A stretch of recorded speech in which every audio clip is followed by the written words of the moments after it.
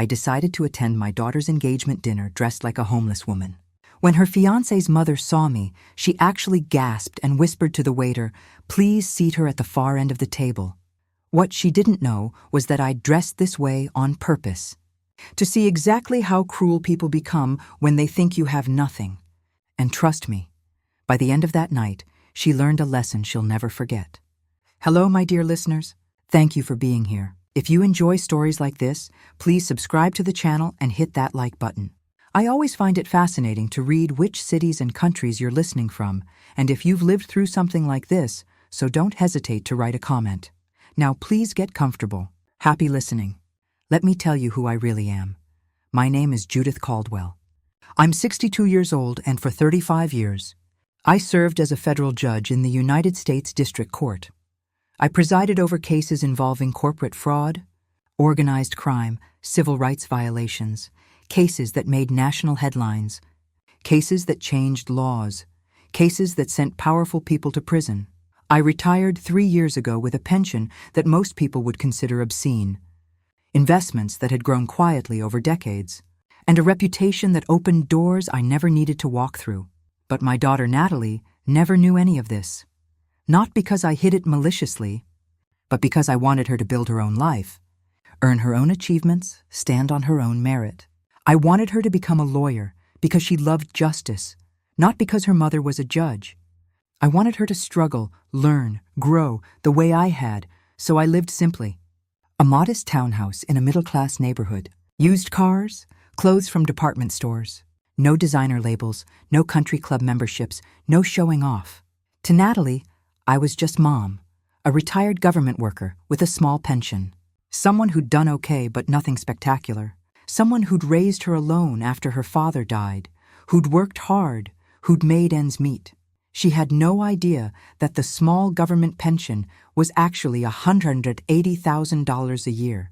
She had no idea that her law school tuition, all $200,000 of it, had come from an investment account I'd built over 20 years.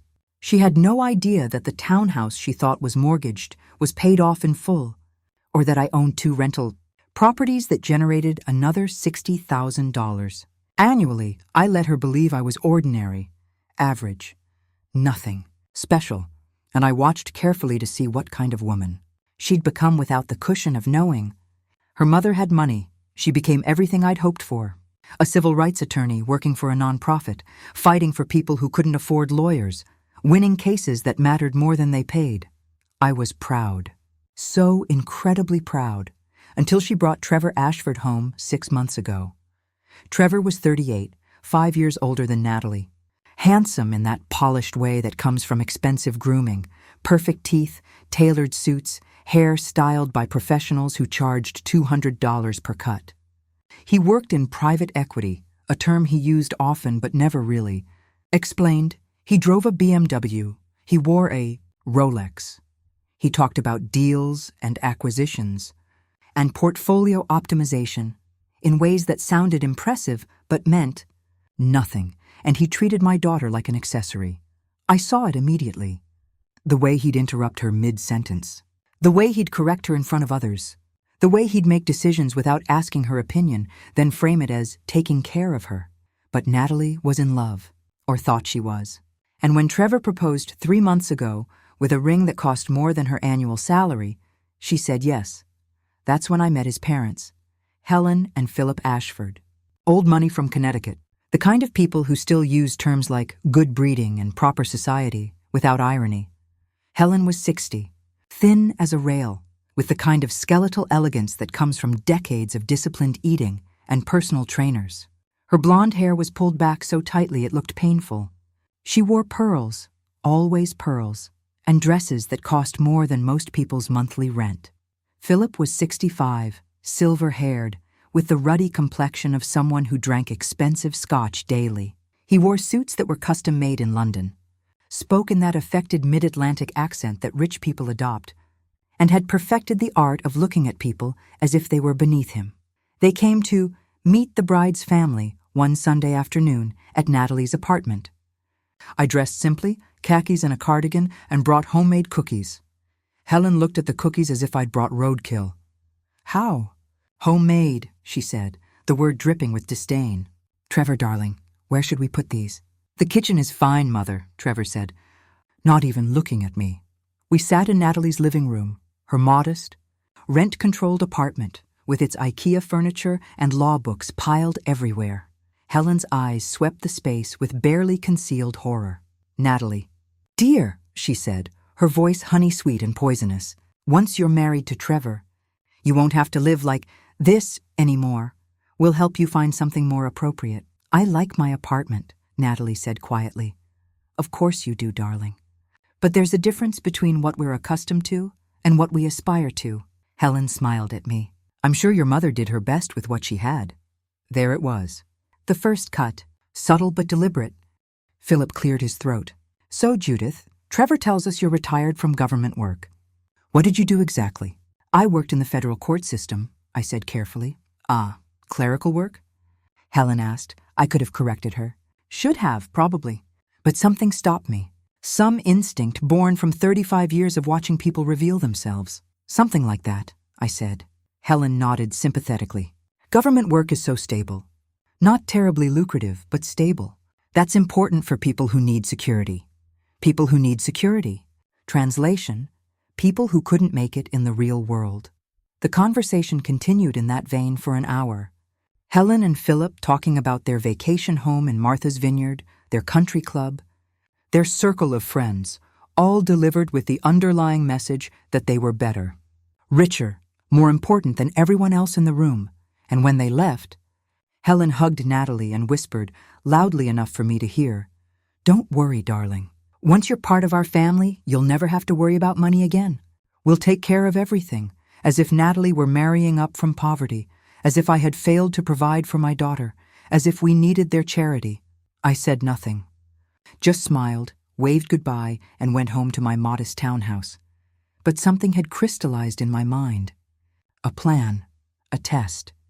If Helen and Philip Ashford were the kind of people who measured worth by wealth, who treated those they considered beneath them with contempt, then I wanted to see just how far that contempt would go.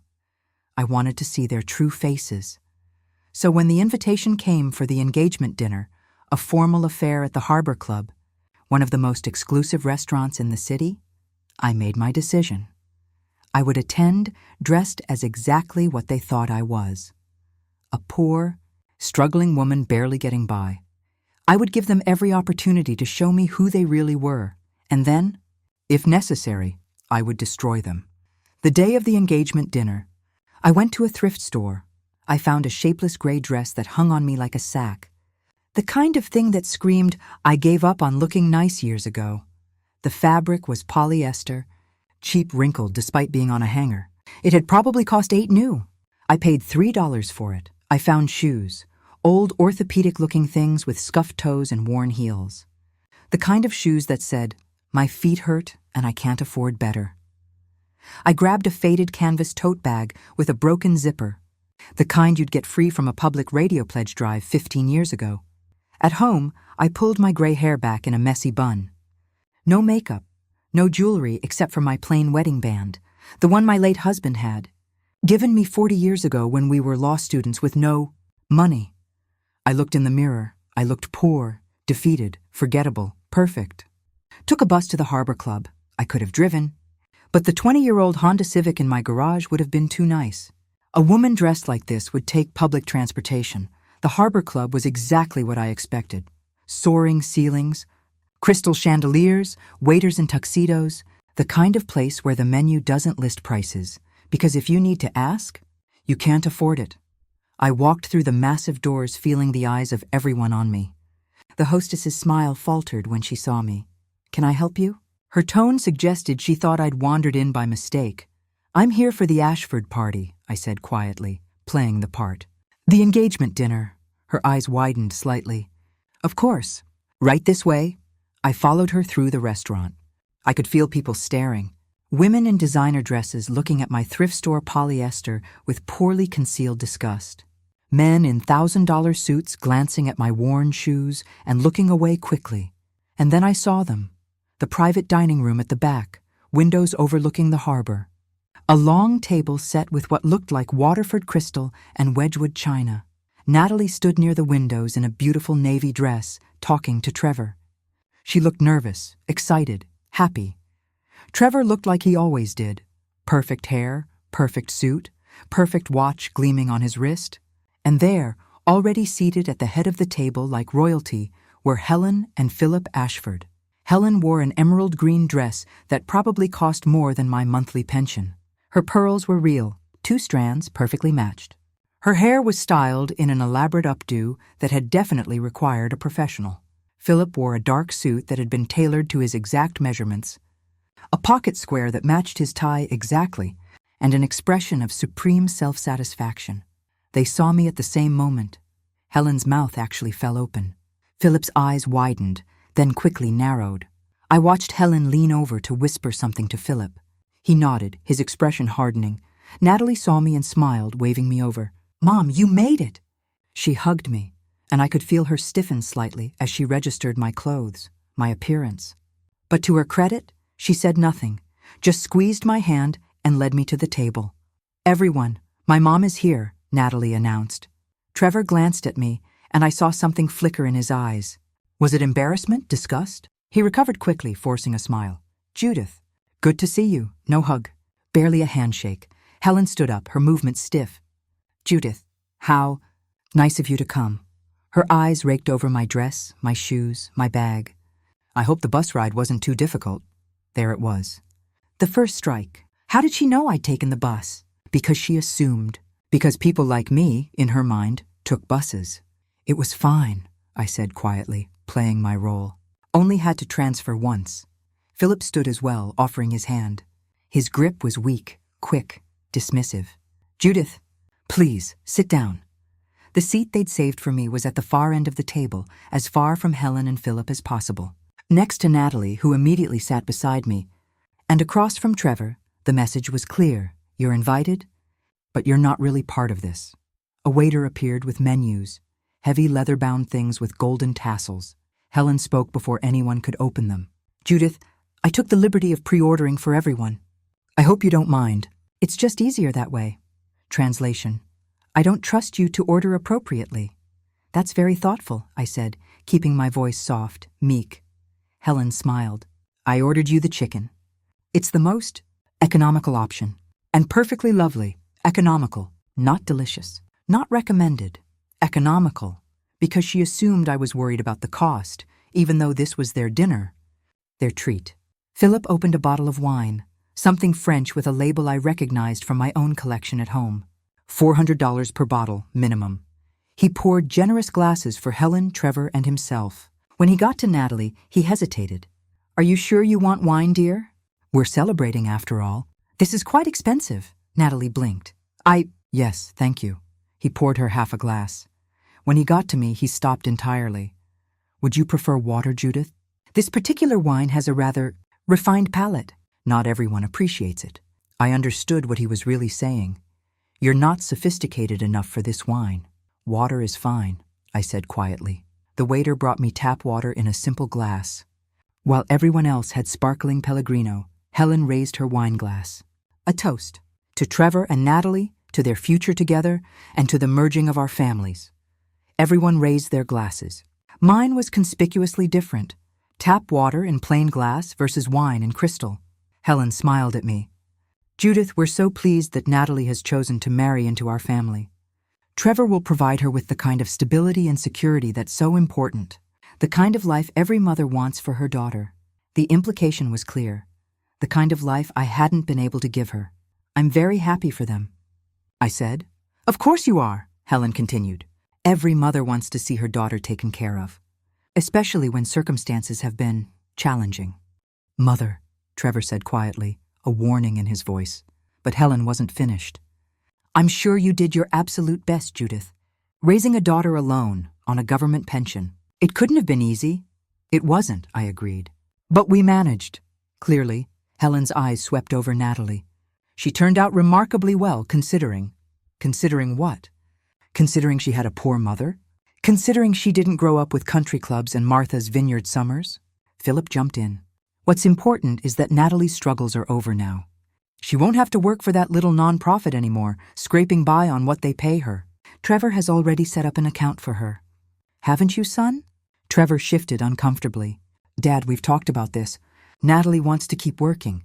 Nonsense, Philip interrupted. No wife of a Ashford needs to work.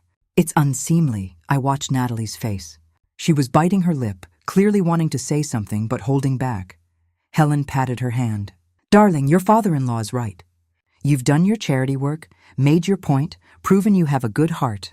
But now it's time to focus on what's really important. Supporting your husband, maintaining a proper home, eventually having children. Those things require full attention. I love my work, Natalie said quietly. Of course you do, dear. But love doesn't pay the bills, does it? Helen smiled indulgently. Besides, once you see the kind of life Trevor can provide, you won't want to spend your days in some dreary office defending criminals. I defend people whose civil rights have been violated, Natalie corrected, her voice firmer now. Yes, well. Helen waved her hand dismissively. Same difference. The food arrived. My chicken was indeed the cheapest thing on the menu, a small, dry breast with some vegetables that looked like they'd been steamed into submission. Everyone else had steaks. Massive, perfectly cooked cuts of beef that probably cost $90 each. Helen cut into hers delicately. This is perfection. Philip, how's yours? Excellent. The Harbor Club never disappoints. They ate in silence for a moment. Then Helen looked at me. Judith, tell me, how are you managing in retirement? Is the pension sufficient? The question seemed innocent, but it wasn't. She was probing, establishing hierarchy. I manage, I said quietly. I'm sure you do. But it must be difficult, especially with inflation these days. Everything is so expensive. Helen sighed dramatically. Although, of course, when you're accustomed to a certain lifestyle, you don't really notice these things. Mother, Trevor said again, louder this time. Helen ignored him. Judith, I hope you won't think this is intrusive, but Philip and I have been discussing something. She glanced at her husband, who nodded. We'd like to help you. I set down my fork. Help me? Yes. We know how difficult it must be, living on a fixed income. And now that Natalie is marrying Trevor, well, we consider you part of our family. We'd like to offer you a small monthly allowance. Nothing extravagant, perhaps $800 or $1,000, just enough to make life a bit easier for you. The table went silent. Natalie looked horrified. Helen, that's not necessary. Hush, dear. Your mother and I are talking. Helen kept her eyes on me. What do you say, Judith? Would that help? I understood exactly what this was. Charity. Pity. A way to establish dominance. To make it clear that they were the ones with power. With money. With control. They were offering to buy me off. To make me beholden to them. To put me in my place. And they expected me to be grateful. I looked at Helen's smug face. At Philip's condescending smile. At Trevor's discomfort. At Natalie's shame. And I made my decision. It was time to end this charade. I set my napkin on the table carefully. I took a sip of my water, and when I spoke, my voice was different. No longer quiet, no longer meek, clear, firm, with the authority of someone who'd spent 35 years commanding courtrooms. That's a very generous offer, Helen, truly. But before I respond, I have a few questions. Just to clarify the terms of your charity, Helen blinked, clearly taken aback by my tone. Of course. What questions? I leaned forward slightly. This monthly allowance of $800 to $1,000, how exactly did you calculate that amount? Well, we thought it would be enough to supplement your pension, help with groceries, utilities. Enough to keep me comfortable but not independent, I interrupted. Enough to make me grateful but not equal. Is that correct? Helen's smile faltered. I don't know what you... And in exchange for this allowance, what would you expect from me? Philip frowned. What do you mean? I mean, would you expect me to be available for babysitting? To be grateful? To stay out of the way? To not burden my daughter with my financial problems? I paused. To know my place? The silence was absolute. Trevor's face had gone pale. Natalie was staring at me with wide eyes. Helen and Philip looked like they'd been slapped. Judith, Philip said carefully, I think you're misunderstanding our intentions. Am I? I smiled, but it wasn't the smile of the meek woman who'd walked in. It was the smile of someone who'd just won a case. Let me tell you what I understand, Philip. I understand that from the moment I walked in here tonight, You've been measuring my worth by my clothes, by my shoes, by the fact that I took a bus. I understand that you've been treating me like a charity case, someone to be pitied and managed. Someone beneath you. Now wait just a minute. Philip started. I'm not finished, I said, my voice cutting through his protest like a gavel. And in that moment, 35 years of judicial authority filled the room. You've spent this entire dinner making assumptions about me, about who I am, about what I can provide for my daughter, about my worth as a person. Helen found her voice. We've been nothing but gracious. Gracious. I laughed, and it wasn't a kind sound. You put me at the end of the table like an embarrassing relative. You gave me tap water while everyone else drinks Pellegrino. You ordered me the cheapest item on the menu without asking what I wanted. You offered me your table scraps disguised as generosity. That's not fair, Helen said, her voice shaking. Isn't it?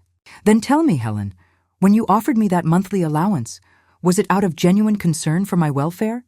Or was it to make yourself feel superior? To establish that you have money and I don't? To make it clear to everyone at this table that you're the one with power? Helen's face had gone red. I was trying to help. No. You were trying to control. There's a difference, I stood up slowly. Everyone was staring at me. The meek, poor woman had vanished completely. Let me tell you who I really am, I said calmly. My name is Judith Caldwell. For 35 years, I served as a federal judge in the United States District Court. I presided over cases involving corporate fraud, organized crime, and civil rights violations. I've sent white-collar criminals to prison. I've ruled on cases that changed federal law. I've been mentioned in Supreme Court opinions. Helen's mouth fell open. Philip went very still. I continued. I retired 3 years ago with a federal pension of $180,000 per year. I have $2.3 million in investment accounts. I own my home outright. It's worth $650,000. I own 2 rental properties that generate another $60,000 annually. My total net worth is approximately $8 million. The silence was deafening. So when you offer me $800 a month, I said, looking directly at Helen, you're offering me what I earn in about 3 hours.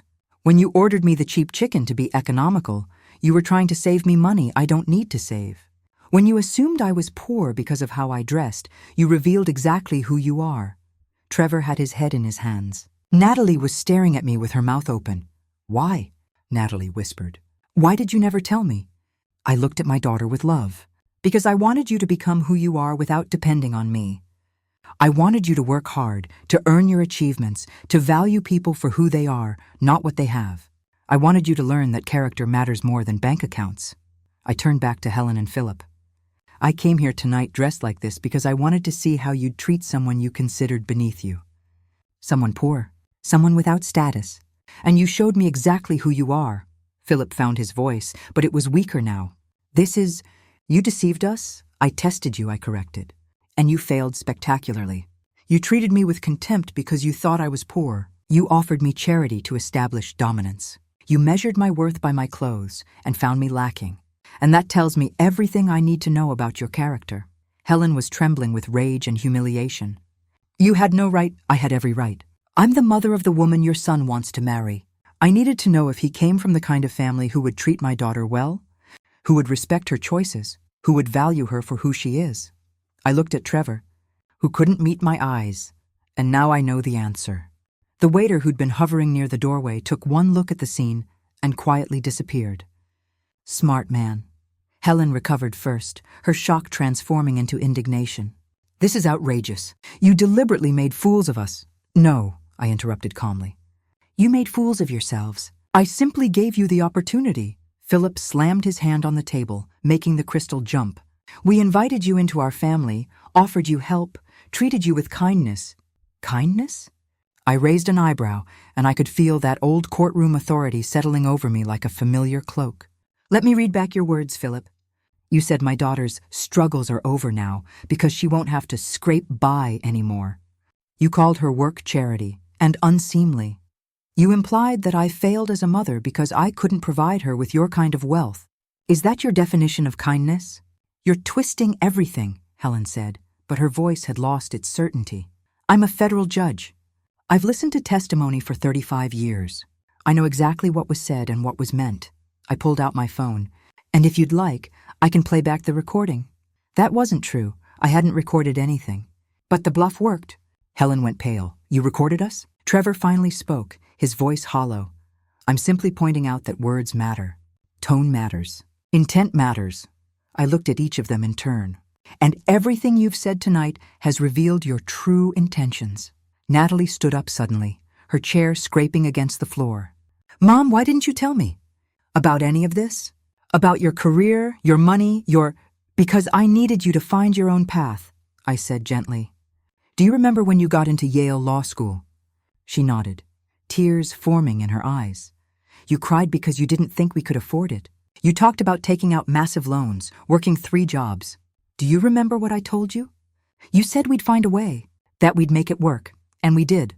You graduated debt-free because I paid your tuition from an investment account your father and I had built.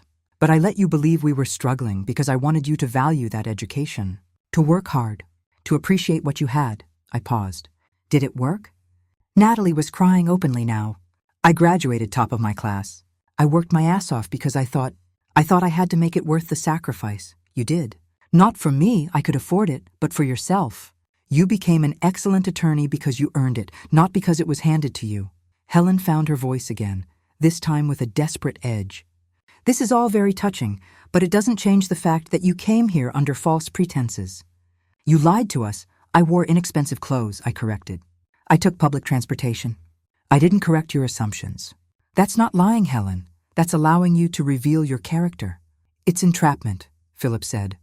I smiled. Entrapment is when law enforcement induces someone to commit a crime they wouldn't otherwise commit. I didn't induce you to be cruel, Philip. You did that all on your own. I just gave you the stage. Trevor suddenly stood up. This is insane. All of this. Mom, Dad, maybe we should just sit down, Trevor, I said, my voice sharp enough that he actually obeyed on instinct. 35 years of making lawyers comply had left their mark. Because we're not done. Not by a long shot. Something in my tone made everyone freeze. I reached into my canvas tote bag, the cheap one Helen had looked at with such disdain, and pulled out a manila folder. I set it on the table with deliberate care. Natalie, I said quietly, do you remember when your grandmother died 2 years ago? She wiped her eyes. Of course. Dad's mother. She left you a trust fund. $350,000. Do you remember what Trevor told you about it? Natalie glanced at Trevor, confused. He said it was tied up in probate, that it would take years to access, that it was better to let him manage it through his firm because he could get better returns. And you trusted him. Of course I did. He's my fiancé. I opened the folder and pulled out several documents. These are trust fund statements I obtained from the probate court. Public records. As a beneficiary, you have the right to access them at any time. I slid the first document across to Natalie. According to these records, the trust was fully released from probate 14 months ago. The full amount, $350,000, was transferred to Trevor Ashford as trustee on your behalf. Natalie picked up the document, her hands shaking. I don't understand. Keep reading. I watched her eyes move down the page. Watched the moment she reached the account activity section. Watched her face go white. There's only $180,000 left, she whispered. That's right. $170,000 has been withdrawn over the past 14 months, all authorized by the trustee. I looked at Trevor. Would you like to explain where that money went? Trevor's face had gone from pale to gray. It was investments. High risk, high reward. I was trying to grow the fund. You were stealing from my daughter. My voice was ice cold. Those weren't investments, were they, Trevor? They were transfers to your personal accounts, to cover your BMW payments, your condo, your lifestyle. That's not, he started. I pulled out another document. This is a subpoena I filed yesterday with the federal court. As a federal judge, even retired, I still have certain privileges. I was able to obtain your personal banking records through a fraud investigation request. That was mostly bluff. I'd actually hired a forensic accountant. But the legal language made it sound more official.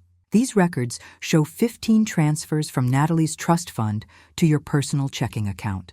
The largest was $35,000 transferred the same day you bought your BMW. The most recent was $8,000 withdrawn last week. Helen grabbed her son's arm. Trevor, tell me this isn't true. But Trevor's silence was damning. Natalie stood up so abruptly her chair fell backward. You stole from me. You've been stealing from me for over a year. I was going to pay it back, Trevor started. With what? I cut him off. Your salary from your private equity firm? The firm I called yesterday? They've never heard of you, Trevor. You're not employed there. You haven't been for 6 months. That was when Trevor's carefully constructed life completely collapsed. Helen turned on her son. What is she talking about? You're not working? I lost the position, Trevor said, his voice barely above a whisper. 6 months ago, but I didn't want to tell anyone. I thought I could find something else quickly, but you couldn't, I finished. Because your resume is padded with exaggerations. Your Harvard Business School degree? You attended a 2-week executive program there. Not a degree. Your senior position at Goldman Sachs? You were an analyst for 18 months before they let you go. Philip had gone very quiet, his face purple with suppressed rage. So for the past 6 months, I continued relentlessly. You've been living off my daughter's inheritance. The BMW payments, the condo rent, the expensive dinners, the Rolex, all paid for with money you embezzled from her trust fund. It's not embezzlement if I'm the trustee, Trevor tried. Actually, it is. Breach of fiduciary duty, fraudulent misrepresentation, and theft by conversion. All felonies in this state. I checked. Natalie was crying again, but these tears were different. Not sadness, rage. You looked me in the eye every day, she said, her voice shaking. You told me you loved me. You asked me to marry you, and the whole time you were stealing from me. Natalie, please. Trevor reached for her. She jerked away. Don't touch me. Don't ever touch me again. Helen had finally found her voice. There must be some misunderstanding. Trevor absolutely would, I said flatly. And did. The evidence is irrefutable. The only question is what happens next. Philip finally spoke, his voice dangerous. Are you threatening my son? I'm informing you that your son committed multiple felonies. Whether I press charges is up to my daughter, since she's the victim. But make no mistake, if she chooses to prosecute, I know every federal prosecutor in this district. I know every judge. Trevor will be convicted and he will go to prison. You can't, Philip started. I absolutely can. And if you think your money or your lawyers or your country club connections will protect him, you're mistaken. I've sent millionaires to prison, Philip. I've sent CEOs, politicians, people far more powerful than you. Your son will be just another case number. The silence that followed was absolute and suffocating. Then Natalie spoke, her voice eerily calm. I want him arrested, tonight, now. Natalie, please, let's talk about this, Trevor begged. I can explain. Explain what? How you lied to me? How you stole from me? How you asked me to marry you while you were robbing me blind? She pulled off her engagement ring, the ring he'd bought with her own money, and threw it at him. It bounced off his chest and clattered to the floor. We're done, permanently, completely. Helen lurched to her feet. You ungrateful little... Careful, I said quietly, but there was steel in my voice. Very, very careful what you say next, Helen. She looked at me, and for the first time, I saw genuine fear in her eyes. Your son is a thief and a liar, I continued. You raised him to believe that money excuses behavior, that wealth equals worth, that he could take what he wanted because he was entitled to it. And now he's facing the consequences. You set this up, Philip said, his voice full of venom. You planned this entire thing? I planned to observe how you treated someone you thought was beneath you. Trevor's crimes are entirely his own doing. I simply uncovered them. I looked at him coldly. Just like I've uncovered hundreds of white-collar criminals over my career.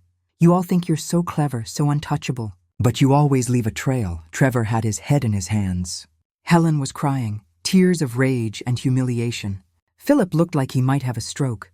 Natalie pulled out her phone. I'm calling the police. Wait, Trevor said desperately. Please, I'll pay it back. All of it. Just don't... Pay it back with what? I asked. You're unemployed. You have no assets.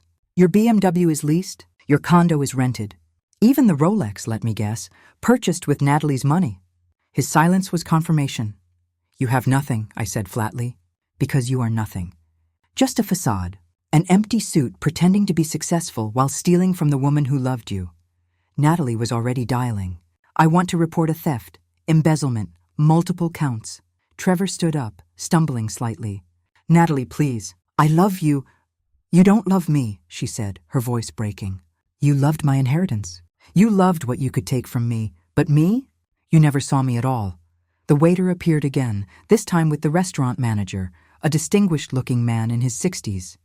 Is everything all right? He asked, though his tone suggested he knew it very much wasn't.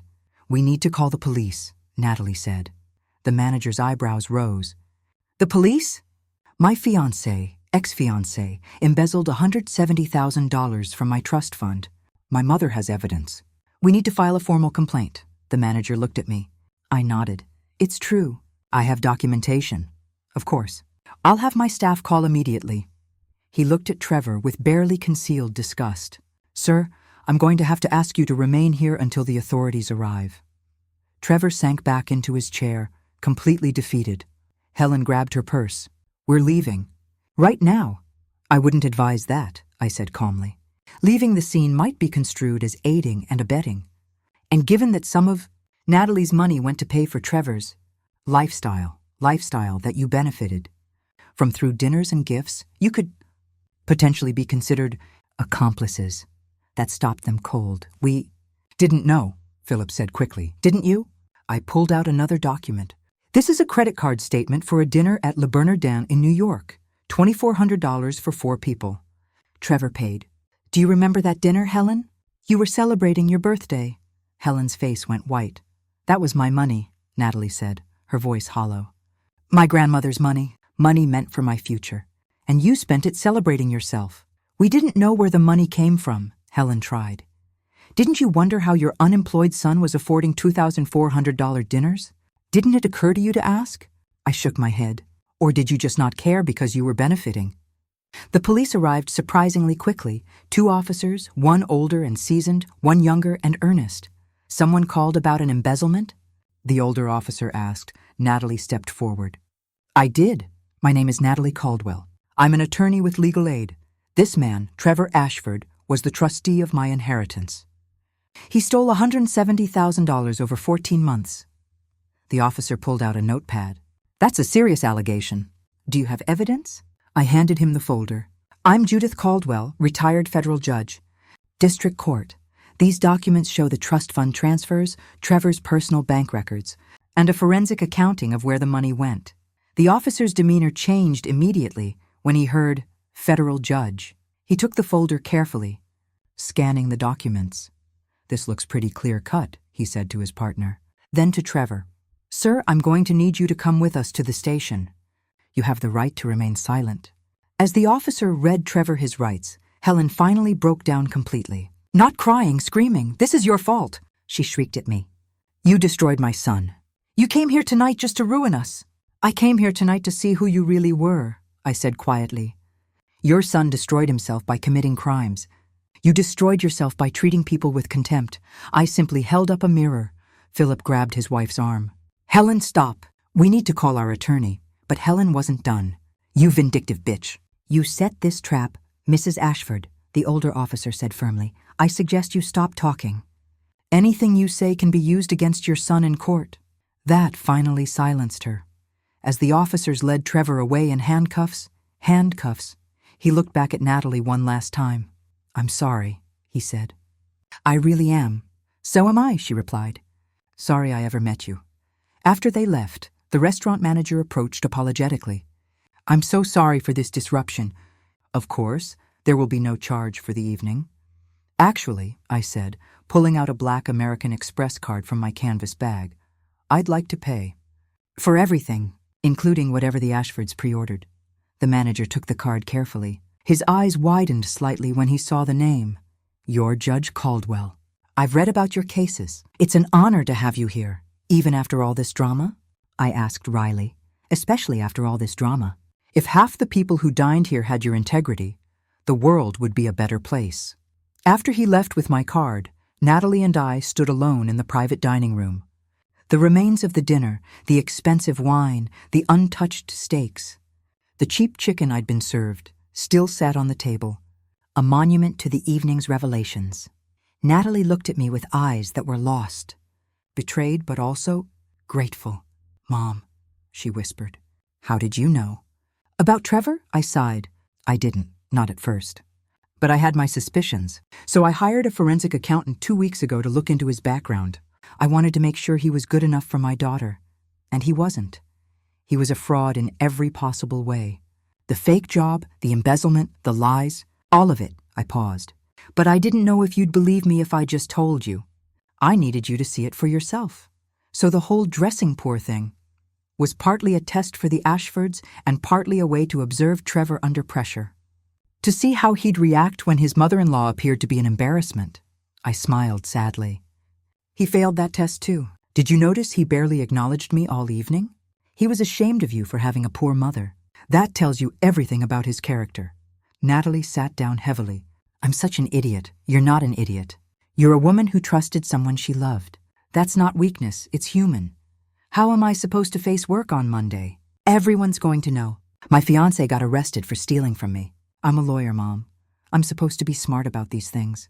You're an excellent lawyer who fights for people who can't fight for themselves, I corrected firmly. This doesn't change that. And anyone who judges you for being a victim of fraud is an idiot who doesn't understand how white-collar crime works. The manager returned with my card and a receipt. $28.47, he said. Including the pre-ordered wine service, I signed without looking. Thank you for your discretion, of course. And Judge Caldwell, for what it's worth, what you did tonight, exposing that young man's fraud, that was justice. Real justice. After he left, Natalie looked at the receipt. Mom, that's almost $3,000. It's 3 hours of my pension, I said, and worth every penny to protect you. She started crying again, but this time I held her. My brilliant, strong, beautiful daughter who'd been betrayed by someone she trusted. I'm sorry, she sobbed. I'm so sorry I didn't tell you about the engagement dinner. I should have warned you about the Ashfords. I knew they were snobs, but I thought, you thought love could change them, or at least make them better. I understand. I hope the same thing, I stroked her hair. But some people can't be changed.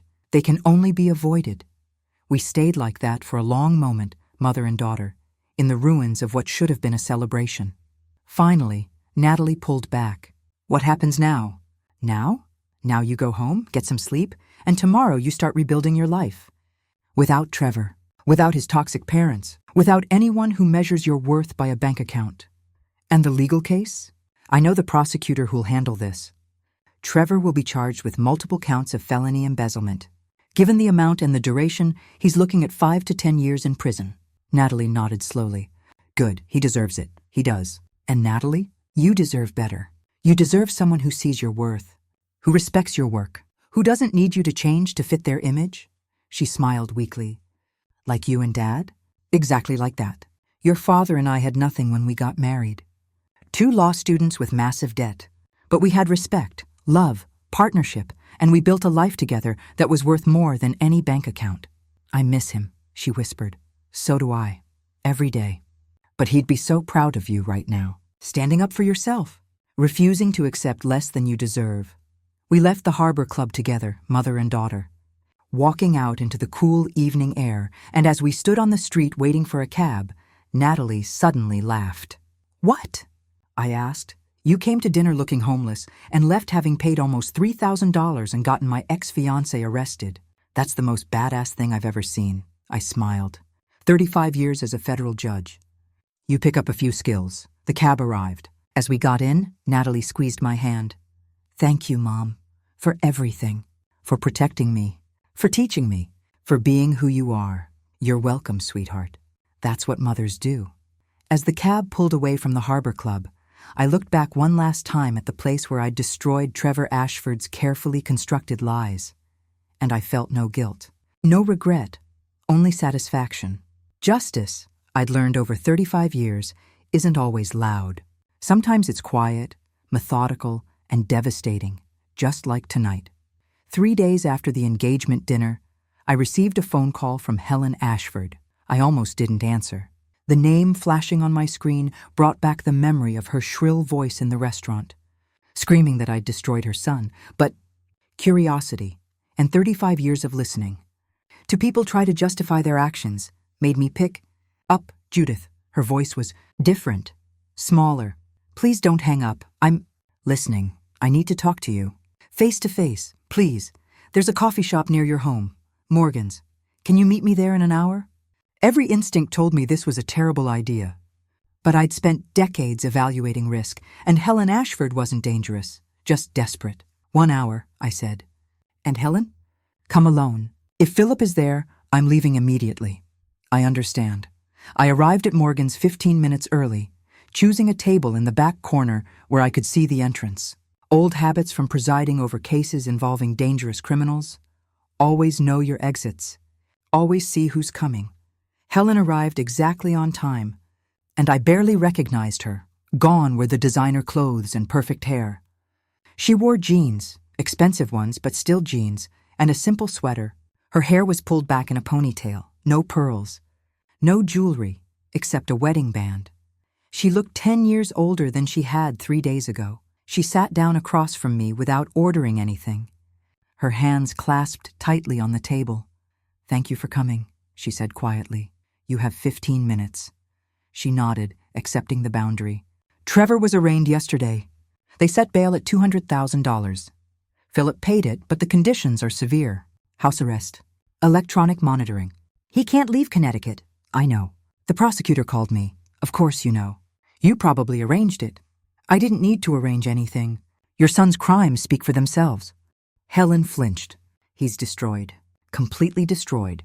He lost his condo. Couldn't make rent. His car was repossessed. His bank accounts are frozen pending the criminal investigation. Everything he built is gone." "Everything he stole," I corrected. "Everything he built was a lie, Helen. You understand that, don't you?" She closed her eyes. "I'm starting to. Why are you here?" "Because I need you to understand something."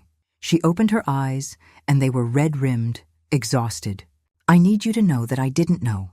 About the embezzlement, about the fake job, about any of it, didn't you?" I leaned back. "You never wondered where his money came from? Never questioned how an unemployed man afforded a BMW and expensive dinners? I assumed he was successful." "He told us he was successful. He showed us bank statements, fake statements, showing money that belonged to my daughter." Helen's hands trembled. "I know that now. But at the time I wanted to believe him. He's my son. You're a mother. You understand that." "I understand that being a mother doesn't mean enabling criminal behavior. It doesn't mean ignoring red flags because the truth is inconvenient." "You're right." Her voice cracked. "You're absolutely right, and I have to live with that. With the fact that I raised someone who could do this. Who could lie and steal and betray someone who loved him." I studied her face, looking for manipulation, for strategy. But I saw only genuine devastation. "What do you want from me, Helen?" "I want to apologize for how I treated you, for the things I said, for assuming you were poor and treating you like you were less than human because of it. And if I actually had been poor? If I really had been a retired clerk on a small pension? Would this apology exist?" She was quiet for a long moment. "I don't know. I'd like to think yes. But honestly, Judith, I don't know." The honesty surprised me. "I grew up with money," Helen continued. "My father owned a manufacturing company. I never wanted for anything, never struggled, never had to think about whether I could afford something. And somewhere along the way, I started measuring people by what they had instead of who they were. That's not an excuse. I know. I'm not offering excuses. I'm offering an explanation. And an apology, a real one." She took a shaky breath.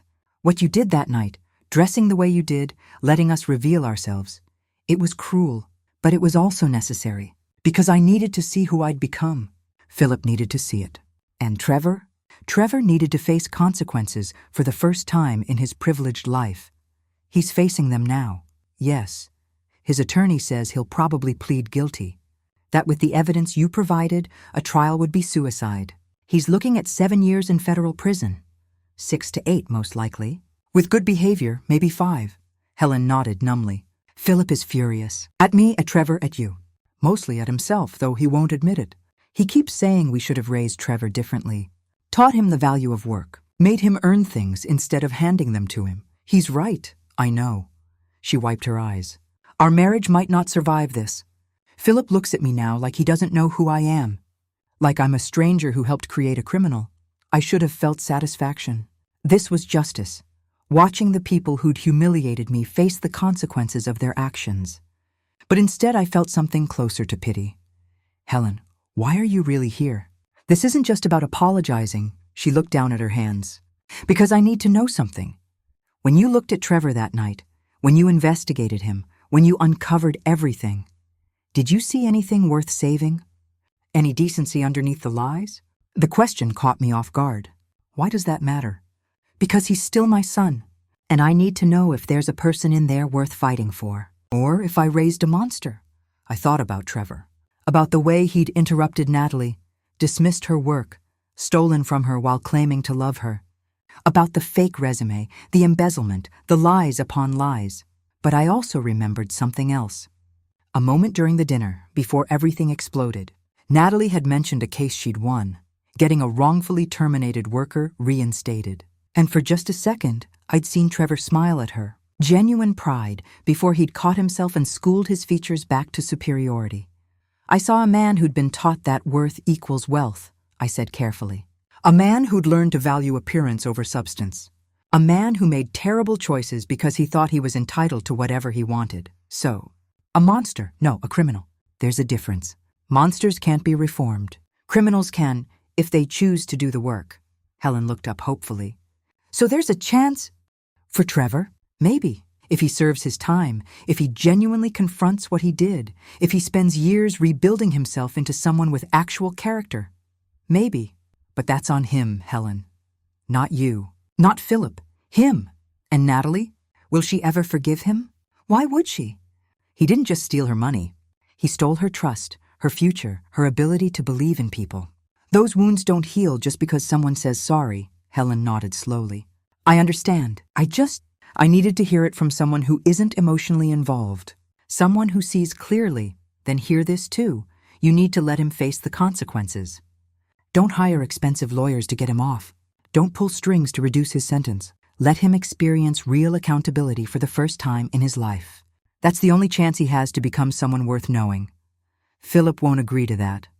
Then Philip is still part of the problem. We sat in silence for a moment. The coffee shop buzzed around us, students studying, couples chatting, normal people living normal lives, unaware of the wreckage at our table. There's one more thing, Helen said. The prosecutor told us that if Trevor pleads guilty and agrees to full restitution, they might reduce the charges. But he'd need Natalie to agree to a payment plan. He'd need her cooperation. And you want me to convince her? I want you to ask her to consider it. Not for Trevor's sake, for hers. So she can move forward, so she can get her money back. Trevor has no money. How exactly would he make restitution? Philip and I would pay it. All $170,000, plus interest. We'd give it to Natalie directly, and Trevor would owe us. He'd work off the debt to his father over years. Decades if necessary. I considered this. That's between Natalie and the prosecutor. But I'll mention it to her. No promises. Thank you. Helen stood to leave, then paused. Judith, one more thing. That night, when you revealed who you were, when you told us about your career, your wealth, I saw something in your face. Not triumph, not satisfaction, something sadder. What was it? I thought about how to answer. Disappointment. I'd hoped I was wrong about you. I'd hoped that when you offered me that monthly allowance, there was some genuine kindness underneath. But there wasn't. It was control disguised as charity. And that's sadder than cruelty, Helen, because cruelty knows what it is. Your kind of behavior hides behind good intentions. She absorbed this silently. For what it's worth, you were an excellent teacher. That lesson will stay with me for the rest of my life. After she left, I sat in the coffee shop for another hour, thinking about justice and mercy, about consequences and redemption. My phone rang. Natalie. Mom, the prosecutor called. Trevor's attorney approached them about a plea deal. I know. I just met with Helen. She came to see you? Natalie's voice rose. Mom, what did she want? I told her everything. The apology, the explanation, the offer of restitution. Natalie was quiet for a long time. What do you think I should do? What do you want to do? I want him to suffer. I want him to spend years in prison thinking about what he did. I want him to lose everything like he almost made me lose everything. That's valid. But you're also a victim of a crime, and victims have the right to prioritize their own healing. If accepting restitution and a plea deal means you get your money back faster and can close this chapter, that's valid too. It feels like letting him off easy. 7 years in federal prison isn't easy. even with a plea deal. He'll lose his freedom, his reputation, his future prospects. That's accountability. Another long silence. Can I ask you something? As a judge, not as my mom? Of course. If this case came before you, how would you rule? I thought carefully. I'd consider the defendant's remorse, his cooperation, his likelihood of reoffending. I'd consider the victim's wishes, and I'd balance punishment with the possibility of rehabilitation. That's not an answer. Because there isn't one right answer, sweetheart. Justice isn't one size fits all. It's about what serves the greater good while respecting the victim's trauma. What if I said I'd agree to the plea deal, but only if Trevor publicly admits what he did? No sealed records. No protecting his reputation. Full transparency, I smiled. Then I'd say you inherited your father's and my sense of justice. She laughed, but it was hollow. I'm tired, Mom. I'm so tired of being angry. Then maybe it's time to let the legal system handle Trevor while you focus on rebuilding your life. I think I need to take a break. From work, from the city, from everything.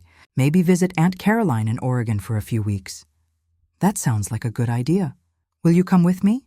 I don't want to be alone right now. Of course. When do we leave? 2 weeks later, Natalie and I stood on a beach in Oregon, watching the Pacific Ocean crash against the rocks. She'd agreed to the plea deal. Trevor would serve 7 years in federal prison, pay full restitution through his parents, and have a permanent felony record. The case had been covered extensively by local media, private equity worker. Embezzles from fiancé's trust fund. Trevor's name was permanently linked to his crime. Helen and Philip had paid the $170,000 immediately. Natalie had deposited it into a new account at a different bank, one Trevor had never touched. And now we were here, thousands of miles from Connecticut and the wreckage of her engagement. I got a letter from Trevor, Natalie said suddenly. His attorney forwarded it. Do you want to tell me what it said? He apologized. Said he was sorry, said he loved me and regretted everything. She pulled the letter from her pocket and held it over a nearby fire pit someone had abandoned. But sorry doesn't give me back the year I wasted. Sorry doesn't undo the lies. She dropped the letter into the flames. We watched it burn. You know what the worst part is? She said. I keep wondering what I missed. What signs I ignored. How I could be so stupid.